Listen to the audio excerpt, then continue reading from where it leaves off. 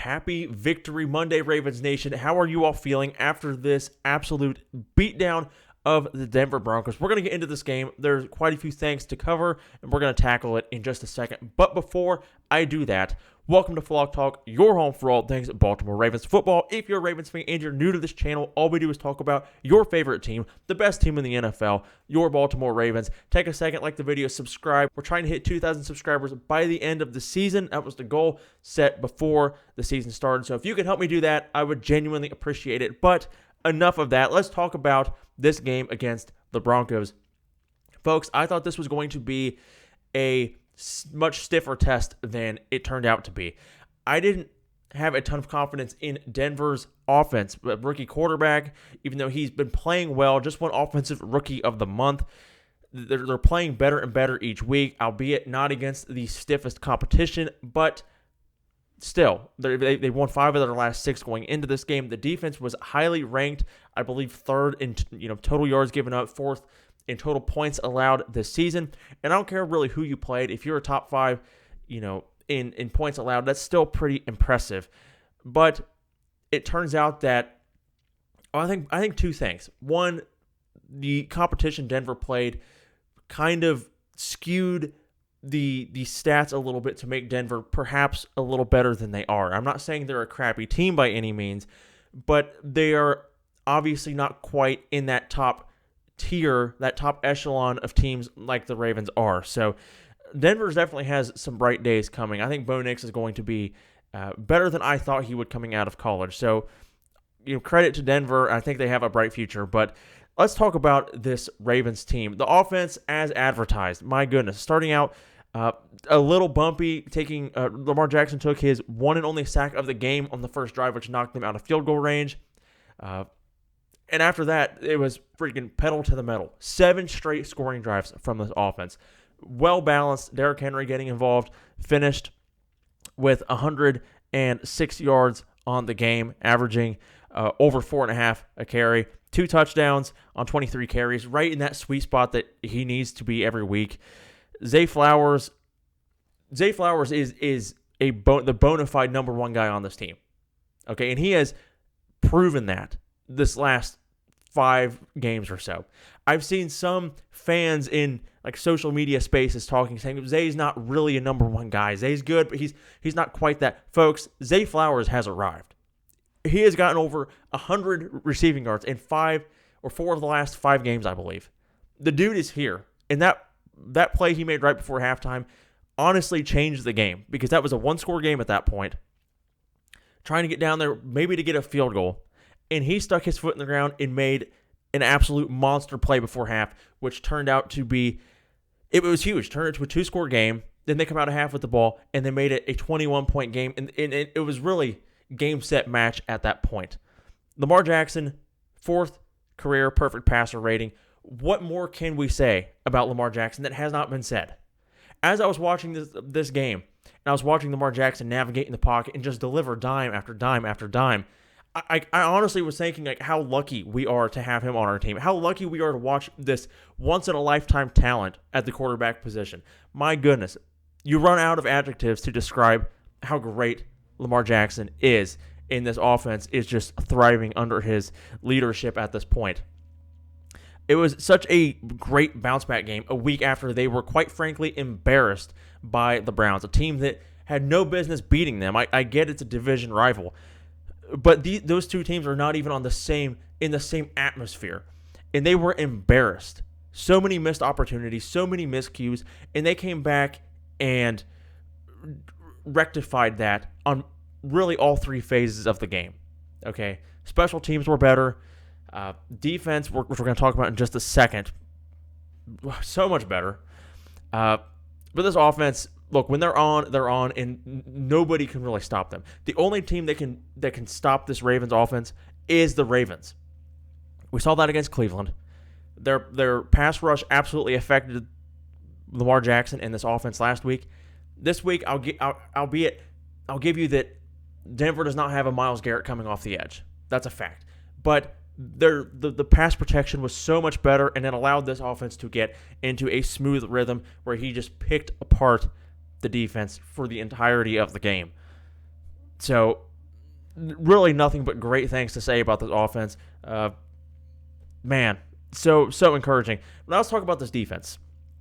If you follow this channel for any amount of time, you have seen me sit here and complain about the defense and how Zach Orr has maybe in over his head, and the drop-off from last year to this year is, quite frankly, unacceptable, and I've said that it could cost them a championship, and I believe will if they don't get it figured out. I'm not going to sit here and say that the defense is at an elite level right now, but I have to give credit where it's due. They gave up several big plays. I think they gave up 7 quote-unquote big plays in the first half. But they thrived, and they succeeded in the most important metric you can, and that's the points department. If you can hold any NFL team to 10 points in a game, that is a success. So after their first couple drives, first drive, they got an interception, which, my goodness, it's about dang time. And what a relief it was to finally see Ardarius Washington hold on to the ball and get a big-time interception. It was like, what is happening? Somebody not named Marlon Humphrey getting an interception. So hopefully that breaks the interception curse that the Ravens have been under. They gave up some big plays. The third and fourth drive, Denver moved the ball. But the most telling stat, rather, is that Denver was 1 for 5 on fourth downs. Massive. That is game-changing. If they convert even 2 or 3 of those, who knows what the outcome of the game is. But they were timely stops, big-time stops, and just I cannot say enough. And in particular, further to that point, is the second half defense. Okay, that has been one of the biggest weaknesses of this team and biggest gripes that I have had, and I know many of you have also had, is that the second half defense, when the Ravens get a bit of a lead, they just collapse on themselves. In the second half, they played even better than the first half.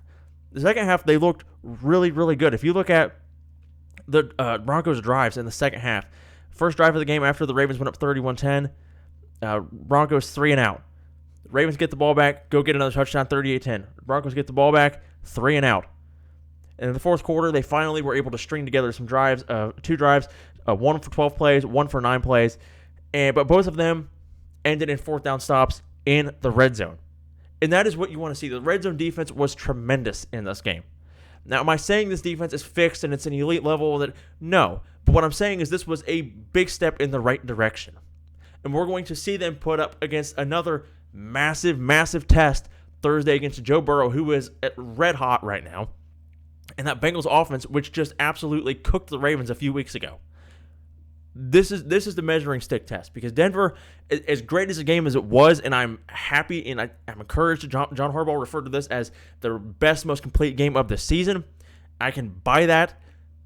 The Broncos offense does not challenge the Ravens defense any remotely the same way as what Joe Burrow and Jamar Chase and that offense is going to on Thursday night. So that's the measuring stick test here. There's still a lot of work to be done. Like I said, they gave up too many big plays in the first half of the game, but they succeeded in the most important metric you can. That is on the scoreboard, holding them to 10 points, 1 for 5 on fourth down conversions, only allowing or getting 4 sacks on Bo Nix, while only allowing 1 sack on Lamar Jackson.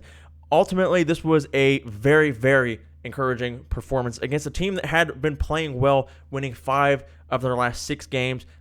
Like I said, not against the best teams in the league, but when you can reel off a win streak like that in the NFL, that's still impressive nonetheless of who you're playing. So, very encouraged. I'm excited to see how this team responds and how quickly they get, or how well they can do against Cincinnati. We know the offense is going to do their thing.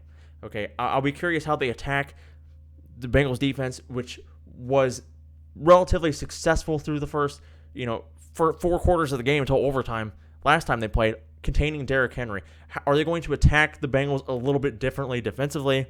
And how is this defense going to do, this secondary going to do, this pass rush going to do against Joe Burrow in this offense? Because, look, this was a great performance against the Broncos, but the Broncos offense is not Joe Burrow and the Bengals. So we'll see. Ultimately, though, I'm not going to complain. I have to tip my cap to Zach Orr, to the defensive players who have been ridiculed. I've sat right here and ridiculed them as much as anybody. I have to give credit where it's due.